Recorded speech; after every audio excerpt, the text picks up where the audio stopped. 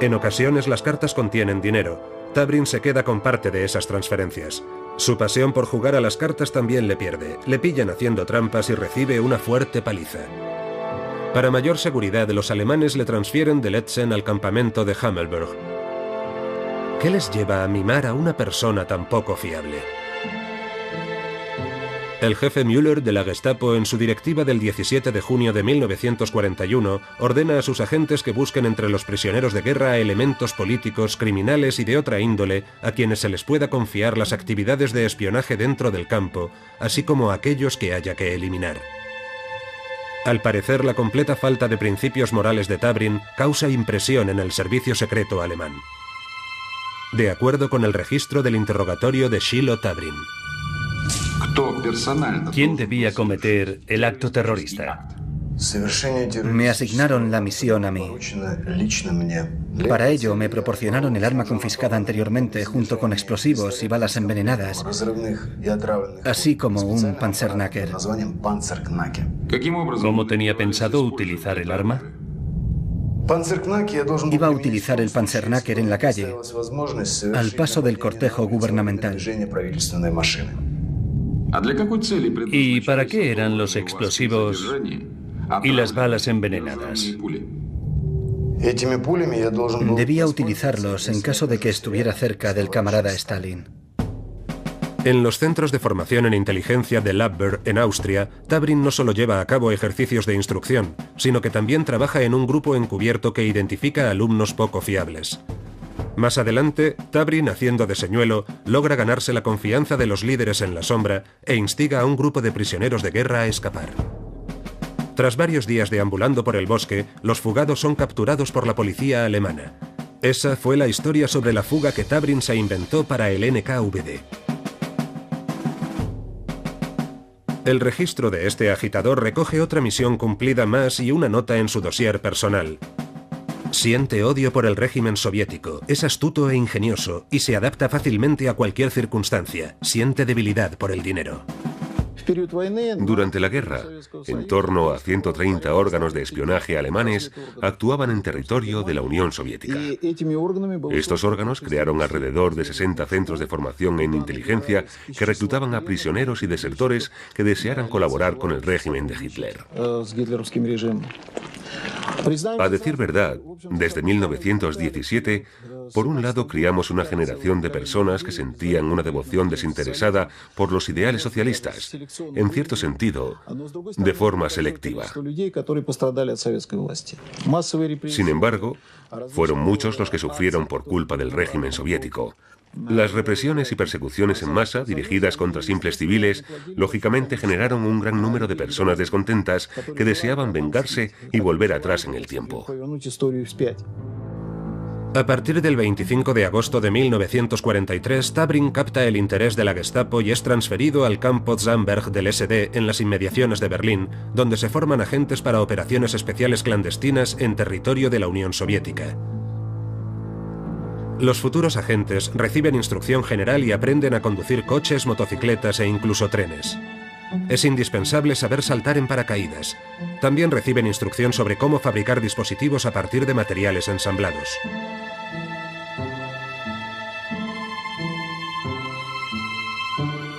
Tabrin no tarda en ser enviado a Pskov bajo el mando del Sturmbannführer Kraus, jefe adjunto del grupo de inteligencia Zeppelin para el norte de Rusia. Otto Kraus asume personalmente la instrucción del agente. Capítulo 3. La amenaza del Este. El servicio de inteligencia del Imperio de Japón se planteó eliminar al líder de la Unión Soviética mucho antes del inicio de la Segunda Guerra Mundial. El intento de asesinato más elaborado fue el plan para asesinar a Stalin durante su estancia en Mazesta, en el Cáucaso, en un balneario donde se encontraba recibiendo tratamiento. El plan consistía en dispararle con balas explosivas. El riesgo era tan alto que ni siquiera se planteó el regreso de los terroristas. La operación es ideada y dirigida por un desertor, el general del NKVD, Henryk Liuskov. Poco antes de que estalle el conflicto fronterizo cerca del lago Hassan, el 13 de junio de 1938, Henryk Liuskov cruza la frontera con Manchuria. Liuskov es el jefe de la rama del NKVD para el Lejano Oriente. Para los servicios secretos japoneses, el desertor es un hallazgo inestimable y comienzan a utilizarlo en beneficio propio. Lyuskov les proporciona información sobre un grupo clandestino dirigido por Richard Sorge. El traidor no conoce su nombre, por lo que Sorge evita ser detenido. Además, Lyuskov informa a los japoneses acerca de las actividades de contrainteligencia del ejército soviético en el lejano oriente y de la disposición y los planes de sus unidades. La inteligencia revelada por Lyuskov al mando japonés es inestimable. Sin embargo, Tokio rechaza la candidatura de Lyuskov como ejecutor de la acción terrorista contra Stalin.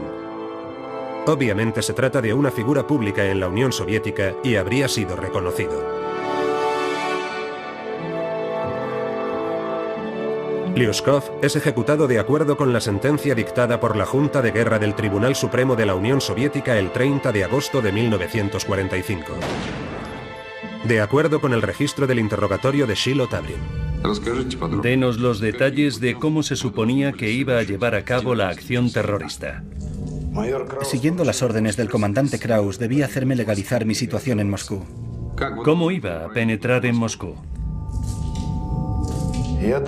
Me proporcionaron documentación a nombre del jefe adjunto del Servicio de Contrainteligencia SMERS del 39º Ejército.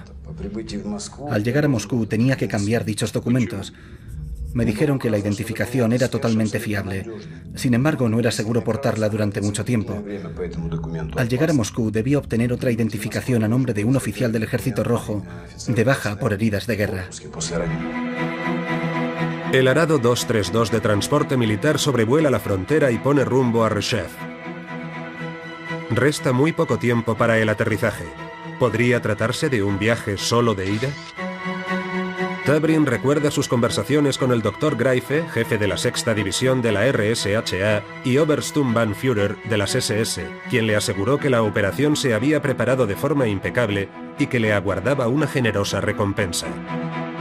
¿Se ha creído Tabrin el discurso de su jefe? Es posible, al menos hasta que conoce el nombre del objetivo. Los servicios secretos alemanes tenían un enorme vivero de carne de cañón que podían utilizar para actividades de inteligencia, subversivas y terroristas. En ningún momento experimentaron un déficit en el número de personas que ingresaban en los centros de formación en inteligencia. En Pskov, Tabrin legaliza su situación, es contratado como ingeniero de fábrica y recibe un coche particular. El agente no tarda en adaptarse a las condiciones de la vida civil. Conoce a Lidia Shilova, contable de la fábrica, y planean casarse. Los alemanes no se oponen a la boda. Pronto, Tabrin se muda al piso de su esposa. Para preparar la fase final de la operación, el agente Tabrin y su esposa son trasladados a Riga. El grupo Zeppelin también se reubica allí. Es entonces cuando Shilova descubre que su marido es un desertor reclutado por la inteligencia alemana. De acuerdo con el registro del interrogatorio de Shilova Adamczyk. Me enteré por Kraus. En Riga me contrataron como secretaria y mecanógrafa. Entonces descubrí la verdad sobre Tabrin. Kraus me ofreció convertirme en agente en el norte de Rusia bajo el alias Adamczyk. ¿Y aceptó? ¿Qué otra cosa podía hacer? Seguí a mi marido. Íbamos de la mano. Durante uno de sus encuentros habituales en Berlín, Greife muestra por fin sus cartas a Tabrin. Tienes derecho a saber la parte más importante. Tu objetivo principal en Moscú es Joseph Stalin. En ese momento, Tabrin se da cuenta de que tiene los días contados. Capítulo 4. Operación Salto de Longitud. De acuerdo con el registro del interrogatorio de Shilo Tabrin. ¿Quién le instruyó además de Greife y Kraus? Nadie me instruyó aparte de Kraus y de mis conversaciones con Skorzeny. ¿Quién es Skorzeny? ¿Con qué finalidad se reunía con él? Es probable que el Sturmbannführer Skorzeny dirigiera la operación y elaborara los detalles. En nuestra primera conversación de noviembre de 1943 en Berlín, me preguntó por mi pasado, me tanteó en lo personal. ¿Volvió a reunirse con él? En enero de 1944 me llevaron al despacho de Skorzeny. Skorzeny me explicó las características personales que debe tener un terrorista. En el transcurso de la conversación, me puso al tanto de los detalles del rescate de Mussolini en 1943 que él había organizado. Skorzeny me dijo que si quería sobrevivir, debía actuar con decisión y resolución, ya que cualquier duda o muestra de debilidad le podía costar la vida a un agente.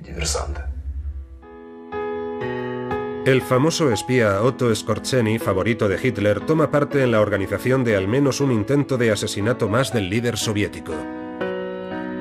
En 1943, especialistas del Abwehr consiguen descifrar el código naval estadounidense y descubren que uno de los posibles lugares de la reunión de los tres grandes, Stalin, Roosevelt y Churchill, es Teherán. Skorzeny recibe la misión de preparar la operación dirigida a secuestrar al presidente estadounidense y asesinar a Stalin y Churchill. La operación recibe el nombre en código de Salto de Longitud. Los servicios secretos rusos poseían información preliminar y antes del inicio de la conferencia de Teherán adoptaron una serie de medidas de seguridad preventivas. En primer lugar, se centraron en garantizar la integridad física de los participantes mediante un esfuerzo coordinado con los servicios secretos de los aliados. Por otro lado, se adoptaron medidas destinadas a prevenir acciones terroristas que pudieran tener como finalidad frustrar la reunión. Este tipo de información provenía de numerosas fuentes. Una pista provenía del agente del espionaje ruso, Kuznetsov, que conocía a un agente de los servicios secretos. Este agente le debía una cantidad considerable de dinero. Un día, le dijo a Kuznetsov que iba a saldar la deuda con alfombras persas que iba a traer de Irán. La información se recibió en el centro y se correlacionó con la información anterior sobre la preparación de un ataque terrorista con los tres grandes por parte de los servicios secretos alemanes. En Teherán, Stalin ofrece a Roosevelt hospedarse en la embajada soviética situada junto a la británica. En un principio, Roosevelt declina la oferta, pero posteriormente, M. Reilly, representante de los servicios secretos estadounidenses, le informa del plan para asesinarle, ante lo que el presidente estadounidense acepta la oferta de Stalin. En el día inaugural de la conferencia, aviones alemanes lanzan 6 agentes entrenados por Skorzeny sobre los suburbios de Teherán. Tras tomar tierra, se dirigen a un piso franco donde caen en una emboscada. Desconocen que el propietario es un agente doble que trabaja para los servicios de inteligencia alemán y estadounidense. Los esfuerzos coordinados de los servicios secretos aliados ayudan a frustrar la operación Salto de Longitud y otro intento más de eliminar a Stalin. De acuerdo con el registro del interrogatorio de Shiloh Tabrin. Ha mencionado únicamente 2 encuentros con Skorzeny. ¿Cuándo fue el tercer encuentro? Fue de nuevo en Berlín, en enero de 1944. ¿De qué hablaron? Skorzeny me hizo preguntas sobre Moscú y sus suburbios. Al final me preguntó sin rodeos si era posible llevar a cabo en Moscú una operación como la que había llevado a cabo en Italia. Respondí que no tenía competencia para juzgar eso, pero que creía que sería mucho más complicado hacerlo en Moscú. ¿Por qué estaba interesado Skorzeny en conocer su opinión sobre el asunto? Tuve la impresión de que Skorzeny trabajaba en un plan para secuestrar a uno de los líderes soviéticos. Para preparar la fase final de la operación, el agente Tabrin y su esposa son trasladados a Riga. El grupo Zeppelin también se reubica allí. Es entonces cuando Shilova descubre que su marido es un desertor reclutado por la inteligencia alemana. De acuerdo con el registro del interrogatorio de Shilova Adamczyk. Me enteré por Kraus. En Riga me contrataron como secretaria y mecanógrafa. Entonces descubrí la verdad sobre Tabrin. Kraus me ofreció convertirme en agente en el norte de Rusia bajo el alias Adamchik. ¿Y aceptó? ¿Qué otra cosa podía hacer? Seguí a mi marido. Íbamos de la mano. Durante uno de sus encuentros habituales en Berlín, Greife muestra por fin sus cartas a Tabrin. Tienes derecho a saber la parte más importante. Tu objetivo principal en Moscú es Joseph Stalin. En ese momento, Tabrin se da cuenta de que tiene los días contados. Capítulo 4. Operación Salto de Longitud. De acuerdo con el registro del interrogatorio de Shiloh Tabrin. ¿Quién le instruyó además de Greife y Kraus? Nadie me instruyó aparte de Kraus y de mis conversaciones con Skorzeny. ¿Quién es Skorzeny? ¿Con qué finalidad se reunía con él? Es probable que el Sturmbannführer Skorzeny dirigiera la operación y elaborara los detalles. En nuestra primera conversación de noviembre de 1943 en Berlín, me preguntó por mi pasado, me tanteó en lo personal. ¿Volvió a reunirse con él? En enero de 1944 me llevaron al despacho de Skorzeny. Skorzeny me explicó las características personales que debe tener un terrorista. En el transcurso de la conversación, me puso al tanto de los detalles del rescate de Mussolini en 1943 que él había organizado. Skorzeny me dijo que si quería sobrevivir, debía actuar con decisión y resolución, ya que cualquier duda o muestra de debilidad le podía costar la vida a un agente. El famoso espía Otto Skorzeny, favorito de Hitler, toma parte en la organización de al menos un intento de asesinato más del líder soviético. En 1943, especialistas del Abwehr consiguen descifrar el código naval estadounidense y descubren que uno de los posibles lugares de la reunión de los tres grandes, Stalin, Roosevelt y Churchill, es Teherán. Skorzeny recibe la misión de preparar la operación dirigida a secuestrar al presidente estadounidense y asesinar a Stalin y Churchill. La operación recibe el nombre en código de Salto de Longitud. Ni se planteó el regreso de los terroristas. La operación es ideada y dirigida por un desertor, el general del NKVD, Henryk Lyuskov.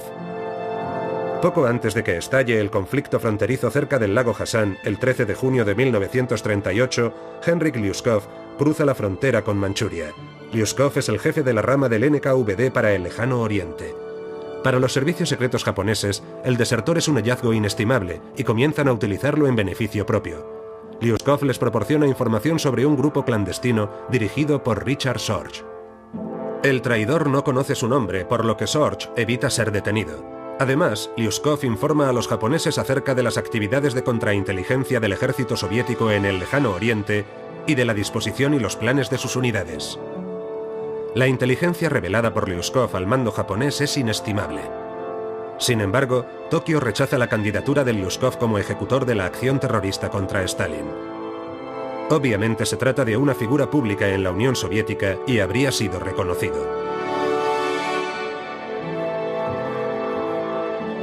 Lyuskov es ejecutado de acuerdo con la sentencia dictada por la Junta de Guerra del Tribunal Supremo de la Unión Soviética el 30 de agosto de 1945.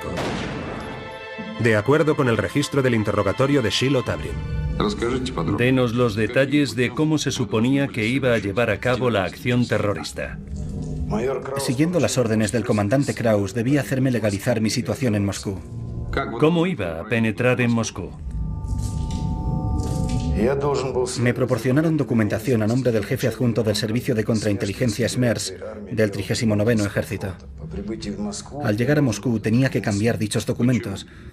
Me dijeron que la identificación era totalmente fiable. Sin embargo, no era seguro portarla durante mucho tiempo.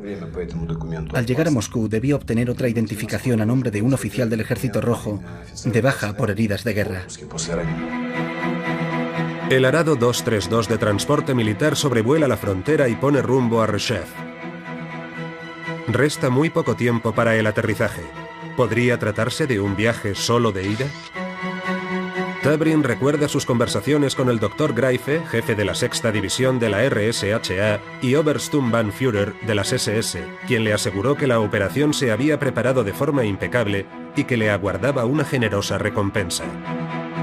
¿Se ha creído Tabrin el discurso de su jefe? Es posible, al menos hasta que conoce el nombre del objetivo. Los servicios secretos alemanes tenían un enorme vivero de carne de cañón que podían utilizar para actividades de inteligencia, subversivas y terroristas. En ningún momento experimentaron un déficit en el número de personas que ingresaban en los centros de formación en la calle, al paso del cortejo gubernamental. ¿Y para qué eran los explosivos y las balas envenenadas? Debía utilizarlos en caso de que estuviera cerca del camarada Stalin.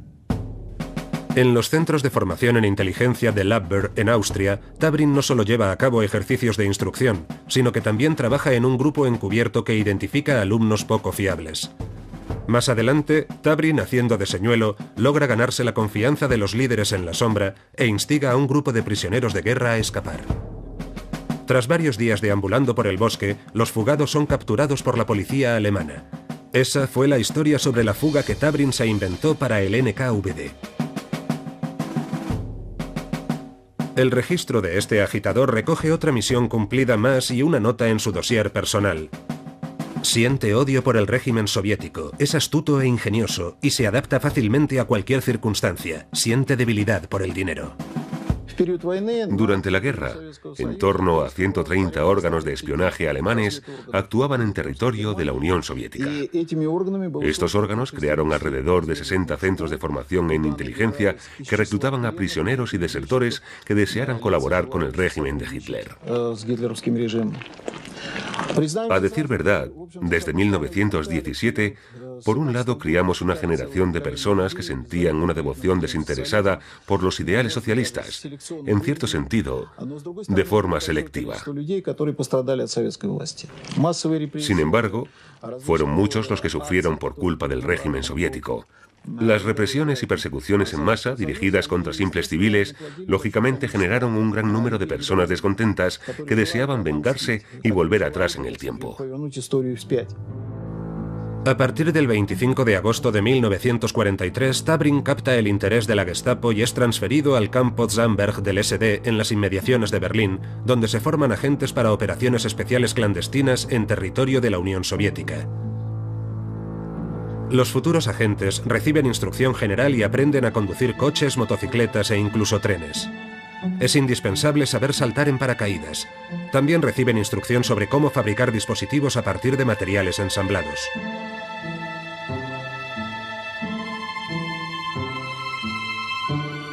Tabrin no tarda en ser enviado a Pskov bajo el mando del Sturmbannführer Kraus, jefe adjunto del grupo de inteligencia Zeppelin para el norte de Rusia. Otto Kraus asume personalmente la instrucción del agente. Capítulo 3. La amenaza del Este. El servicio de inteligencia del Imperio de Japón se planteó eliminar al líder de la Unión Soviética de los líderes en la sombra e instiga a un grupo de prisioneros de guerra a escapar. Tras varios días deambulando por el bosque, los fugados son capturados por la policía alemana. Esa fue la historia sobre la fuga que Tabrin se inventó para el NKVD. El registro de este agitador recoge otra misión cumplida más y una nota en su dossier personal. Siente odio por el régimen soviético, es astuto e ingenioso y se adapta fácilmente a cualquier circunstancia. Siente debilidad por el dinero. Durante la guerra, en torno a 130 órganos de espionaje alemanes actuaban en territorio de la Unión Soviética. Estos órganos crearon alrededor de 60 centros de formación en inteligencia que reclutaban a prisioneros y desertores que desearan colaborar con el régimen de Hitler. A decir verdad, desde 1917, por un lado criamos una generación de personas que sentían una devoción desinteresada por los ideales socialistas, en cierto sentido, de forma selectiva. Sin embargo, fueron muchos los que sufrieron por culpa del régimen soviético. Las represiones y persecuciones en masa, dirigidas contra simples civiles, lógicamente generaron un gran número de personas descontentas que deseaban vengarse y volver atrás en el tiempo.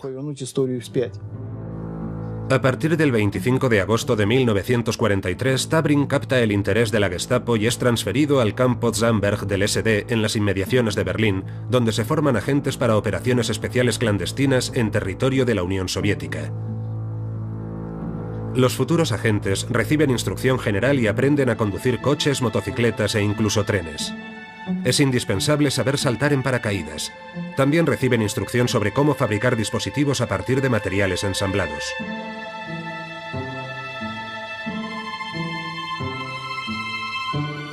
Tabrin no tarda en ser enviado a Pskov bajo el mando del Sturmbannführer Kraus, jefe adjunto del grupo de inteligencia Zeppelin para el norte de Rusia. Otto Kraus asume personalmente la instrucción del agente. Capítulo 3. La amenaza del Este. El Servicio de Inteligencia del Imperio de Japón se planteó eliminar al líder de la Unión Soviética mucho antes del inicio de la Segunda Guerra Mundial. El intento de asesinato más elaborado fue el plan para asesinar a Stalin durante su estancia en Mazesta, en el Cáucaso, en un balneario donde se encontraba recibiendo tratamiento. El plan consistía en dispararle con balas explosivas. El riesgo era tan alto que ni siquiera se planteó el regreso de los terroristas. La operación es ideada y dirigida por un desertor, el general del NKVD, Henryk Liuskov. Poco antes de que estalle el conflicto fronterizo cerca del lago Hassan, el 13 de junio de